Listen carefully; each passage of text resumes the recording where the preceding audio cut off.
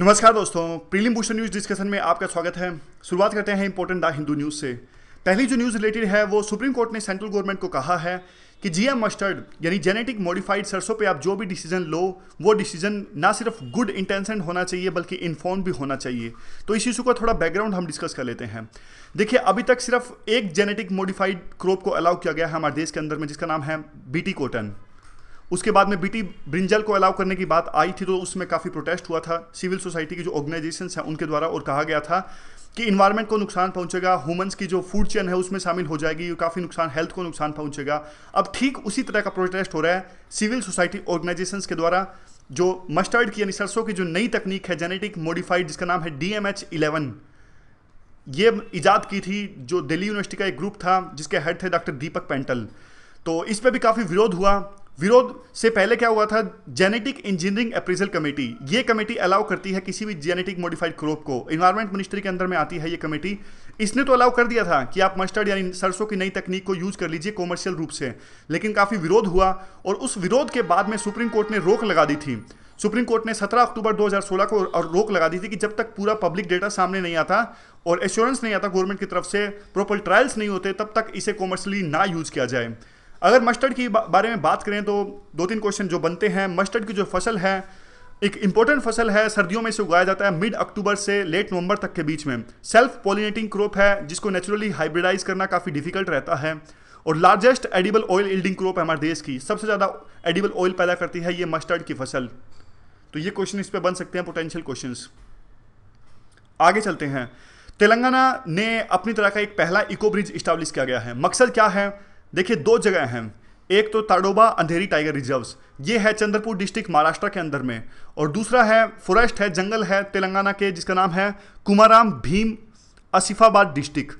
तो यहाँ पे देखिए दोनों एरियाज में टाइगर्स रहते हैं। दोनों एरियाज को आपस में जोड़ने के लिए और इस प्रकार से जोड़ा जा रहा है कि पहले ब्रिज बनाया जाएगा और उसके ऊपर में, ब्रिज के ऊपर में मिट्टी डाल के पौधे वगैरह उगाए जाएंगे, ताकि जो टाइगर्स हैं उनको ये ना लगे कि फ्रेगमेंटेशन है दोनों एरियाज के बीच में, उनको ये लगना चाहिए कि वो जंगल से ही जा रहे हैं।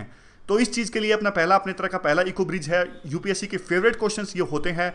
यूपीएससी पूछ लेती है कि पहला इको ब्रिज कौन से राज्य में इस्टेब्लिश किया गया है, किसकी राय पे बनाया गया है। राय पे बनाया गया है wild life board of India, national wild life board of India. तो इसके बारे में, बॉडी के बारे में थोड़ा सा जान लेते हैं। ये मैप है, देखिए यहाँ पे महाराष्ट्र और तेलंगाना का बॉर्डर है, यहाँ पे कहीं वो इको ब्रिज होगा। कई बार यूपीएससी ये मैप पे भी क्वेश्चन पूछ लेती है कि तेलंगाना की बाउंड्री है वो कौन कौन से स्टेट से मिलती है, कर्नाटका, महाराष्ट्र, छत्तीसगढ़, आंध्र प्रदेश, थोड़ा सा उड़ीसा भी है यहाँ पे। देखिए उड़ीसा भूल जाएंगे हम, हमें लगेगा उड़ीसा तो ऊपर रह गया, नहीं, लेकिन उड़ीसा से भी तेलंगाना की बाउंड्री मिलती है। तो national board for wild life की चर्चा अगर करें तो एक ये स्टैच्यूटरी ऑर्गेनाइजेशन है, इसे बनाया गया था वाइल्ड लाइफ प्रोटेक्शन एक्ट 1972 के अंदर में। काम क्या है इसका, काम तो एडवाइस करती है गवर्नमेंट को, कोई भी इशू हो इन्वायरमेंट से रिलेटेड, इन्वायरमेंट को प्रोटेक्ट करने से रिलेटेड, उन सब चीज़ों पे गवर्नमेंट को एडवाइस करती है। जैसे कि जल्लीकट्टू का इशू आया था, उस पर भी इसने, national board for wild life ने गवर्नमेंट को एडवाइस किया था, सजेस्ट दिया था कि क्या रुख गवर्नमेंट का होना चाहिए। प्रिविलेज मोशन, गोवा के एक एमएलए ने प्रिविलेज मोशन पेश किया है मिनिस्टर के खिलाफ में। तो स्पीकर ने प्रोब की बात की है कि प्रोब करेंगे कि कैसे जो स्टार्ड असेंबली क्वेश्चन है वो कैसे लीक हो गया। तो अगली स्लाइड पे तो डिस्कस करेंगे कौन कौन से तरह के क्वेश्चंस हो सकते हैं, लेकिन प्रिविलेज मोशन देख लीजिए। देखिए मिनिस्टर्स के पास में काफ़ी सारी प्रिविलेजेस होती हैं, उनको पहले से पता हो जाता है कि क्वेश्चंस पूछे क्या जा रहे हैं, क्योंकि उनको आंसर देने होते हैं तो उनके पास तो क्वेश्चन जाएंगे ही ना। लेकिन एक रूल है ये कि अपनी जो प्रिविलेजेस, विशेषाधिकार होते हैं मिनिस्टर्स के पास में, उसका गलत इस्तेमाल नहीं कर सकते। लेकिन मिनिस्टर ने क्या किया, गोवा ने जो क्वेश्चन इनसे पूछा जाना था वो पहले से लीक कर दिया, और इसीलिए गोवा के एमएलए ने एक प्रिविलेज मोशन मूव किया है मिनिस्टर के खिलाफ में कि आपने जो प्रिविलेजेस हैं उसका गलत इस्तेमाल किया है और वो क्वेश्चन को पहले से लीक कर दिया है। स्टार्ड क्वेश्चन ये था।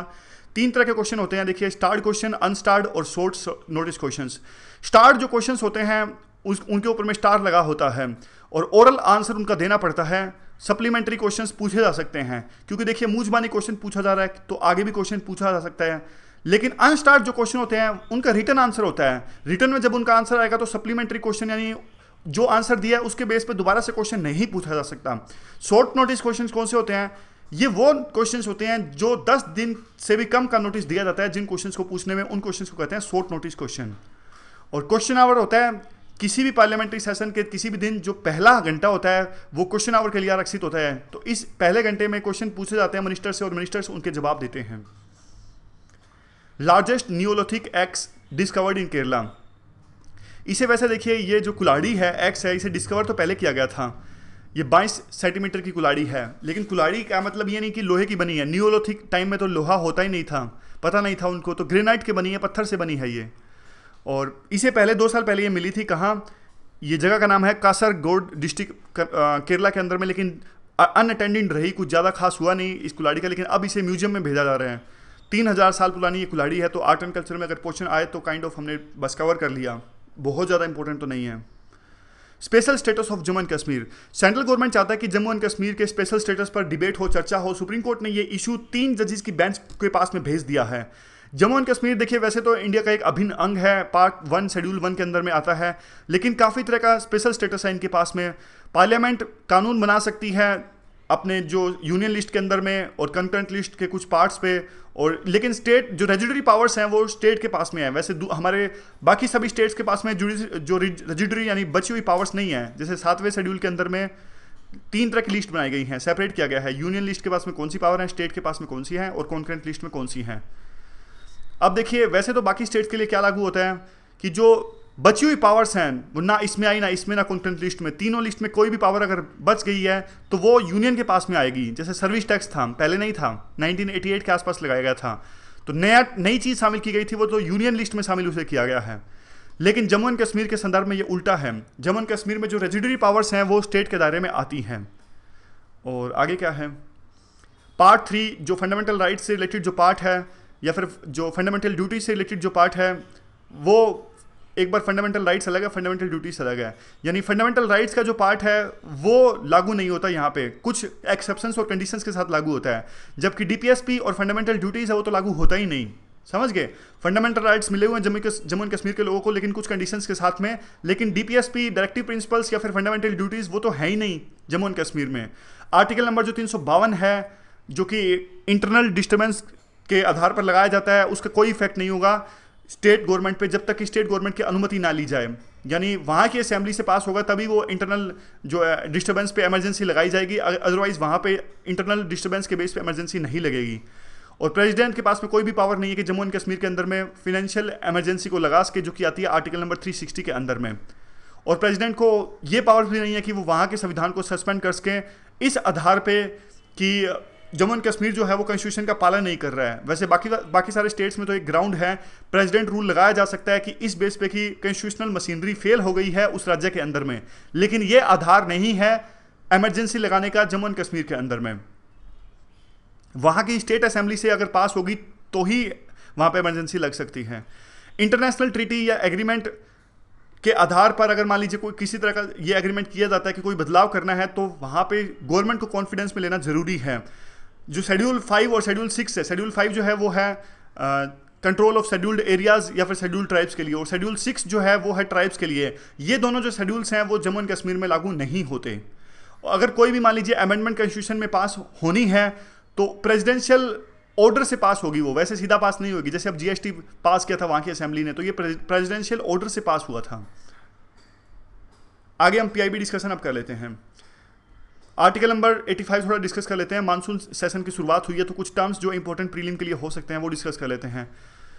टर्म्स है सबसे पहले देखिए समनिंग। प्रेसिडेंट करता है किसी भी सेशन को समन, और किन्हीं 2 सेशंस के बीच में 6 महीने से ज़्यादा वक्त नहीं हो सकता।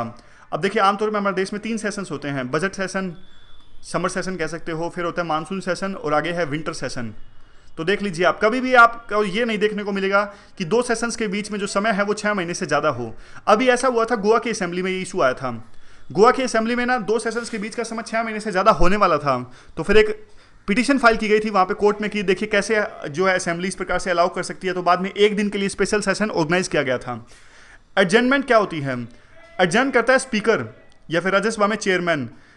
ये इसका मतलब ये होता है कि जो सीटिंग है वो थोड़े टाइम के लिए स्थगित कर दी गई है। आपने देखा ही होगा कि लिखा आता है कि पार्लियामेंट जो है, लोकसभा जो है वो 2 बजे तक के लिए स्थगित कर दी गई है सदस्यों के हंगामे के बीच में। इस तरह की लैंग्वेज यूज होती है। तो एडजर्न करता है स्पीकर या फिर चेयरमैन।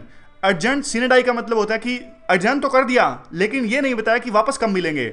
एडजर्न और एडजर्न सिनेडाई का मतलब में सिर्फ एक ही डिफरेंस है कि एडजर्नमेंट में टाइम बताया जाता है कि 2 बजे बाद मिलेगी, 3 बजे मिलेगी, लेकिन एडजर्नमेंट सिनेडाई में टाइम नहीं बताया जाता कि कब मिलेगी दोबारा से, हाउस कब इकट्ठा होगा चर्चा के लिए।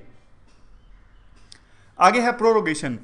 प्रोरोगेशन सिर्फ एक जो सेशन है वो ही नहीं टर्मिनेट करता, नहीं, जो सीटिंग है वो ही टर्मिनेट नहीं करता, बल्कि पूरा का पूरा सेशन भी टर्मिनेट कर देता है। ये प्रेसिडेंट के द्वारा किया जाता है। मान लीजिए मानसून सेशन खत्म हो गया हमारा, तो प्रेसिडेंट उसे प्रोरोगेशन कर देंगे उसका, समझ गए। तो प्रोरोगेशन एडजमेंट से अलग है। एडजमेंट में तो सिर्फ सीटिंग जो है वो बंद हुई है, लेकिन प्रोरोगेशन में ना सिर्फ सीटिंग बल्कि पूरा का पूरा सेशन ही खत्म हो गया है। और कुछ दूसरे टर्म्स है जैसे डिजोल्यूशन।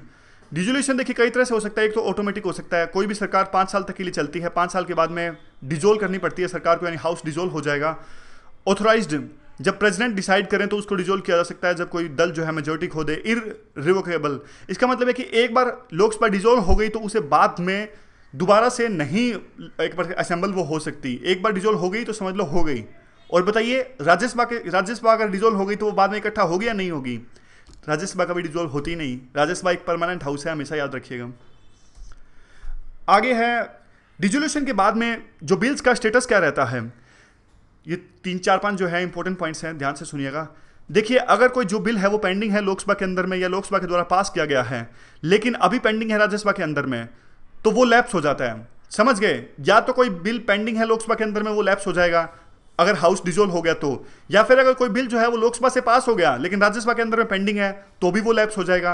अगर कोई बिल दोनों हाउसेज में पास नहीं किया गया है डिसएग्रीमेंट यानी मतभेदों के कारण में, और प्रेसिडेंट ने नोटिफाई किया कि ज्वाइंट सीटिंग बुलाई जाए, इस सिचुएशन में बिल लैप्स नहीं होता। अगला पॉइंट है, अगर कोई बिल पेंडिंग है राज्यसभा के अंदर में और अभी तक पास नहीं हुआ है लोकसभा के अंदर में, वो बिल भी लैप्स नहीं होता। चौथा पॉइंट है, बिल अगर दोनों हाउसेज के द्वारा पास कर दिया गया है लेकिन अभी उसे प्रेसिडेंट की एसेंट मिलना बाकी है, तो वो भी बिल लैप्स नहीं होता।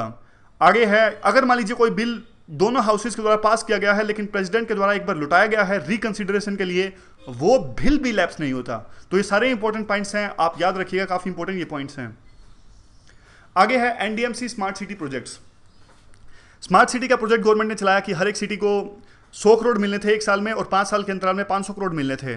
अब एनडीएमसी की स्मार्ट सिटी प्रोजेक्ट को आगे ले जाने के लिए सरकार ने काफ़ी सारा पैसा दिया है, 1240 करोड़ दिया है, ताकि जो लुटियंस दिल्ली का जो इलाका है उसे और ज़्यादा सुंदर बनाया जा सके। और स्मार्ट सिटी प्रोजेक्ट की बात करें तो देखिए, इसको इंप्लीमेंट कौन करेगा? एक कंपनी इंप्लीमेंट करेगी। यहाँ पे स्पेशल पर्पज व्हीकल का निर्माण किया गया है। हर एक सिटी में स्पेशल पर्पज व्हीकल बनाएगा जो कंपनी एक्ट 2013 के अंदर में रजिस्टर्ड होंगे। जैसे एग्जाम्पल के तौर पर ये मान लीजिए, जो इसका एग्जाम्पल है अभी, इस एग्जाम्पल में एनडीएमसी के एग्जाम्पल में जो स्पेशल पर्पस व्हीकल बनाया गया है, इसे स्टैब्लिश किया जाएगा कंपनी एक्ट 2013 के अंदर में, और नाम होगा इसका कंपनी का new Delhi municipal council smart city limited. आपको याद होगा पहले हमने एक एडिटोरियल में आर्टिकल डिस्कस किया था, तो क्रिटिसाइज भी किया गया था कि क्यों जो है स्पेशल पर्पस व्हीकल बनाए जा रहे हैं, म्यूनिसिपैलिटी से इंप्लीमेंट करवाने चाहिए स्मार्ट सिटी के जो ये प्रोजेक्ट हैं। तो इसमें इतना ही है। आगे स्कीम्स आज की डिस्कस कर लेते हैं। सबसे पहले है मृदा परीक्षक।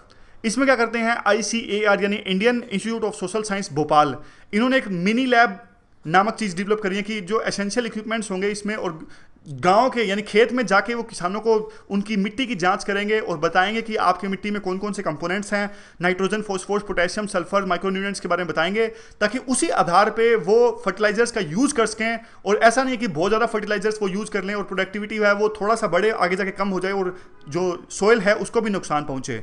तो काफ़ी अच्छी बात है ये मृदा परीक्षक जो है वो, इससे क्या है, ना सिर्फ सॉइल डिग्रेडेशन को बचाया जा सकता है बल्कि प्रोडक्टिविटी को भी बढ़ाया जा सकता है, और काफ़ी खर्चा जो किसानों का हो जाता है फर्टिलाइजर्स के ऊपर में उसको भी बचाया जा सकता है। सॉइल टेस्टिंग सर्विस है ये मृदा परीक्षक। आगे है फार्मर्स फर्स्ट। ये भी एक ICAR का इनिशिएटिव है। इसमें क्या करते हैं, फार्मर्स और साइंटिस्ट का कॉन्ट्रैक्ट को बढ़ाते हैं, और इससे क्या होता है, जो साइंटिस्ट है वो ज़्यादा से ज़्यादा नॉलेज देते हैं, अपनी टेक्निकल नॉलेज अवेयरनेस करते हैं किसानों को कि आपको क्या उगाना चाहिए, कौन सी सीजन में उगाना चाहिए, क्या नहीं करना चाहिए, क्या करना चाहिए, वो सारी तरह की जानकारी देते हैं साइंटिस्ट किसानों को। तो इंटरेक्शन बढ़ाया जा रहा है इसमें साइंटिस्ट और किसानों के बीच का, ताकि साइंटिस्ट किसानों की प्रॉब्लम्स को समझ सकें और उसी के हिसाब से अपनी नॉलेज दे सकें। तो एक्सचेंज ऑफ नॉलेज होगा साइंटिस्ट के बीच में और किसानों के बीच में। Development of rural based institutions का निर्माण किया जाएगा और ई इनेबल्ड नॉलेज शेयरिंग भी होगी। आगे है मेरा गाँव मेरा गौरव। ये मेरा गांव मेरा गौरव स्कीम जो चलाई गई थी सरकार ने, पहली स्कीम की तर्ज पर ही है। इसमें जो साइंटिस्ट हैं वो क्या करेंगे, एक एक विलेज को गोद लेंगे। National agriculture research education system के जो साइंटिस्ट हैं वो क्या करेंगे, ऑलमोस्ट 20,000 साइंटिस्ट वो गोद लेंगे एक एक गांव को, और अपने अपने गांव में वो नॉलेज शेयर करेंगे, चाहे फ़ोन की सहायता से वहाँ पर विजिट करके पहले तरह की स्कीम्स के बेस पे है कि ताकि किसानों को ज़्यादा से ज़्यादा फ़ायदा हो और जो विलेज हैं वहाँ पे भी वो आगे निकलें और ना सिर्फ एग्रीकल्चर से रिलेटेड बल्कि दूसरी जो जानकारियाँ हैं वो भी प्रोवाइड करेंगे, मुहैया कराएंगे साइंटिस्ट उनको वहाँ पे। आगे है attractive and retaining youth in agriculture scheme. ये क्या है? देखिए, आजकल एग्रीकल्चर सेक्टर तो आपको पता है कि अच्छे से काम कर नहीं रहा है, तो इतने सारे जो लोग आजकल एग्रीकल्चर सेक्टर में काम कर रहे हैं, मान लीजिए अगर एग्रीकल्चर सेक्टर में ग्रोथ आगे नहीं आई तो इतने सारे लोगों को कहाँ एम्प्लॉय करेंगे? तो गवर्नमेंट ने ये जो स्कीम चलाई है इसलिए चलाई है कि जो वहाँ पे यूथ हैं आज के टाइम में गांव में, उनको एंटरप्रेन्योर स्किल दी जा सके ताकि वो एग्रीकल्चर से रिलेटेड जो वैल्यू एडिशन सेक्टर हैं, अलाइड सेक्टर हैं, जैसे फूड प्रोसेसिंग इंडस्ट्रीज होगी, यहाँ पे अपने अपने जो एंटरप्रेन्योरशिप का यूज़ करके अपना अपना बिजनेस इस्टेब्लिश कर सकें ताकि गाँव में भी ज़्यादा ना सिर्फ जॉब्स आएंगी बल्कि रोजगार के अवसर भी पैदा होंगे। दोनों ये सेम ही बात होगी। ये तो मतलब कहने का मतलब है कि खुशहाली आएगी गांव के अंदर में, जॉब्स भी पैदा होंगी और जो इकोनॉमी है गांव की वो ऊपर जाएगी। ये हमारी है आर्या स्कीम। लास्ट स्कीम है वो स्टूडेंट रेडी है। स्टूडेंट रेडी में क्या है? रेडी का मतलब है rural and entrepreneurship awareness development योजना। इसमें स्टूडेंट्स को स्किल डेवलपमेंट इनिशिएटिव से स्ट्रेंथ किया जा रहा है, स्टूडेंट्स को स्किल्स दी जा रही है ताकि वो ग्लोबल चैलेंजेस को अपना सकें और अपनी एम्प्लॉयबिलिटी के जो चांसेस हैं उसको इन्हांस कर सके, यानी सीख के कुछ ना कुछ एम्प्लॉयमेंट का अपना कुछ जुगाड़ कर सके। सिंपल वर्ड है, सॉरी। आगे क्या है? क्वेश्चंस हैं आगे। कल हमने सेंट्रल विजिलेंस कमीशन के बारे में डिस्कस किया था, तो आप इसका आंसर दीजिएगा कि सीवीसी को अपॉइंट कौन करता है, टर्म कितनी होती है, सिविल कोर्ट की पावर होती है कि नहीं होती। एनसीडीसी भी हमने कल डिस्कस किया था, बताइएगा नेशनल कोऑपरेटिव डेवलपमेंट कॉर्पोरेशन के बारे में, क्या इसका काम होता है, कौन सी मिनिस्ट्री के अंदर में आता है। जीएम मस्टर्ड हमने आज डिस्कस किया, बताइएगा कि मिड अक्टूबर या लेट नवंबर के बीच में क्या ये समर क्रॉप है या विंटर क्रॉप है, और उसी बेस पे आंसर दीजिएगा। इको ब्रिजेज बताइए कौन से डिस्ट्रिक्ट में इस्टाब्लिश किया जा रहा है इसको और क्या किस लिए किया जा रहा है इको ब्रिज को इस्टाब्लिश।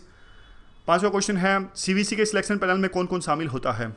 तो इन क्वेश्चंस को आप अच्छे से अटेम्प्ट कीजिए और रिकैप कर लेते हैं। स्कीम्स हमने डिस्कस करी आज, मृदा परीक्षक, फार्मर्स फर्स्ट, मेरा गांव मेरा देश, attractive and retaining youth in agriculture यानी आर्या स्कीम, स्टूडेंट रेडी। आगे हिंदू में देखिए सुप्रीम कोर्ट ने जीएम मस्टर्ड के बारे में जो आदेश दिए गवर्नमेंट को वो हमने डिस्कस किया, जीएम मस्टर्ड के बारे में डिस्कस किया, इको ब्रिजेज डिस्कस किए, national board for wild life discuss किया, प्रिविलेज मोशन जो गोवा के एमएलए ने मूव किया वो डिस्कस किया, क्वेश्चन आवर डिस्कस किया, नियोलिथिक एक्ट्स को डिस्कस किया, special status of Jammu and Kashmir discuss किया, और उसके बाद में पीआईबी में हमने दो चीज़ें डिस्कस करी, एक एनडीएमसी का स्मार्ट सिटी प्रोजेक्ट और एक आर्टिकल नंबर 85, इसमें सेशंस ऑफ पार्लियामेंट, प्रोरोगेशन, डिजुलेशन, ये सब चीज़ें हमने डिस्कस करी। तो आज के डिस्कशन में बस इतना ही। Thank you very much for discussion.